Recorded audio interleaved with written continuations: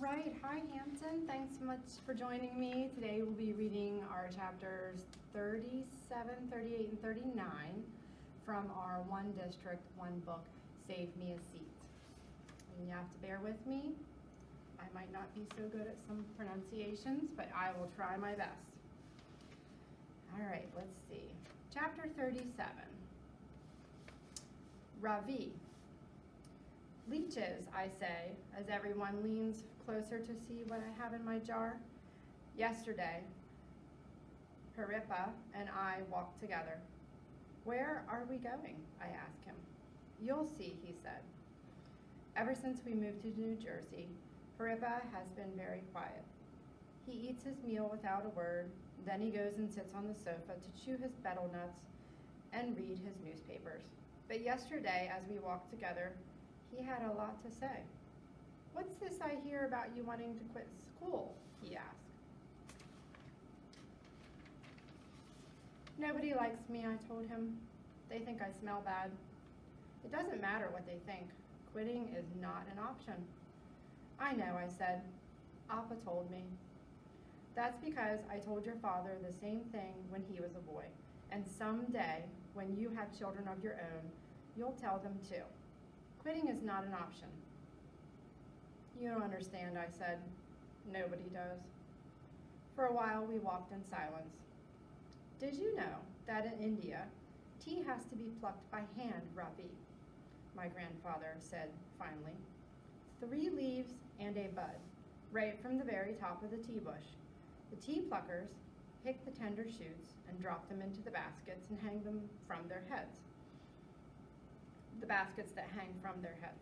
When I was a young man, my first job was to work at the tea plantation. I had to stand in the rain and guard the workers, protecting them from the wild animals that might be lurking nearby. What kind of wild animals, I asked. But my grandfather didn't answer. Instead, he took me by the hand and he led me through the tall grass to the edge of the pond where Amma and Parima were always warning me not to go near. What are we doing here, I asked. Again, my grandfather didn't answer. He bent his knees and crouched down, careful not to let his veshti touch the muddy ground. I crouched down beside him and I watched as he dipped the tea strainer in the water and began dragging it very slowly through the weeds at the edge of the pond. 2 times he pulled the strainer out and we peered into only dirt and dead leaves, but on the 3rd try his efforts were met with success.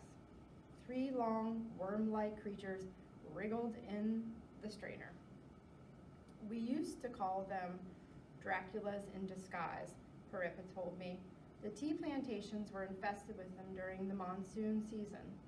They were much larger than these skinny fellows, but this will have to do. Do for what, I asked. Harima told me about your assignment. The assignment is to find something that represents who I am, I told my grandfather. Do you think I'm a leech? Harippa laughed and pulled a small glass jar from his pocket. Fill this to the top with water, he said, handing it to me. When I had finished filling the jar, he dropped the leeches in, closed the cap, and tightened it. These leeches are a reminder of who we are and where we've come from, Ravi, and all of the hardships we've endured to get here.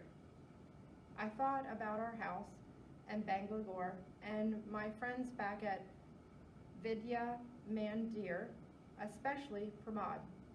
I thought about the way things used to be, the way I used to be. I don't know who I am anymore, Harippa, I told my grandfather. You are Ravi Soya Narayan, my grandfather said, putting his arm around me and pulling me close. And the Surya Narayans never give up. We work hard against all odds and believe in ourselves. Who would have thought that? I am a small tea plantation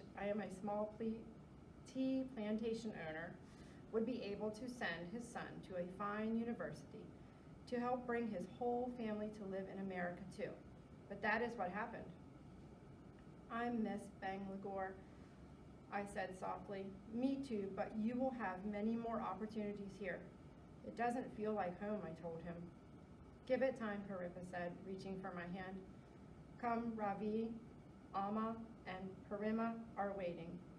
If we stay out any longer, they'll think we've been carried off by that terrible wind Parima is always complaining about. Everyone in room 506 is still crowded around my desk, trying to get a look at the leeches. The time is right, so I open my pencil box and take out a blue candy, the one Miss Frost gave me in the resource room 2 days ago. I put it on my desk and forgot all about it until this morning. Now this little blue candy is about to play the starring role in my big plan.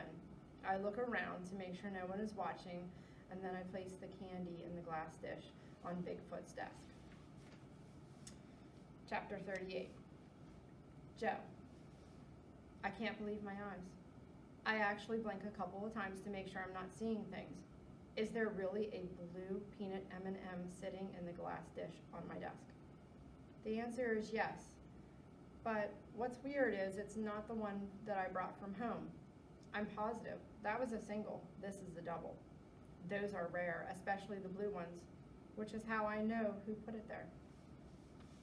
Chapter 39. Ravi. I'll get us started, said Mrs. Beam as she reaches into the basket. She pulls out a card and reads it aloud. On my honor, I will try to serve God and my country, to help people at all times, and live by the Girl Scout law. That's easy, shouts Dylan, jumping up from his seat. It's Selena. Who else would be dorky enough to still be a Girl Scout in 5th grade? Mrs. Beam's eyebrows are twitching. As I explained a moment ago, Mr. Sumrine, she says, the person who reads the sentence is the only one who's allowed to guess. In this case, that person would be me, not you. Dylan sits back and Mrs. Beam walks over to Selena's desk. She is the girl in the green uniform who brought my things to the nurse's office. Is it you, Selena? Mrs. Beam asked, placing the card next to the loop of green cloth with medals and badges pinned to it. Selena blushes and nods her head. Now it's your turn, says Mrs. Beam, holding the basket out to her. Selena puts out a card and reads, Blondes have more fun. Gee, I wonder who that could be, Dylan says. Selena walks right over to Lucy Mulligan and places the card next to the silver hairbrush sitting on her desk. Is it you? Asks Lucy. Duh. Dylan sneers. Of course it's her. This game is a joke. Mrs. Beam frowns at him and then holds out the basket to Lucy, who reaches in and pulls out the next card. I rule, she says. I'll give you a hint, says Dylan. He turns on his ridiculous plastic star, and the music starts blaring. Get a superstar, that is what you are. Dylan jumps up on his chair, sticks out his long tongue, and starts waving it to the music. The way it moves reminds me of the leeches wriggling in Paripa's tea strainer. Mrs. Beam's eyebrows are not twitching any longer. They've become a straight line now. She walks over, turns off the music. Please get down from your chair, she says. As Dylan starts to climb down, he happens to glance over to Bigfoot's desk. And when he sees the blue candy in the bowl, his eyes grow very wide and a look of pure shock comes over his face. Yes. Well, thank you so much for reading with me today. I can't wait to see what happens with Ravi and Joe next.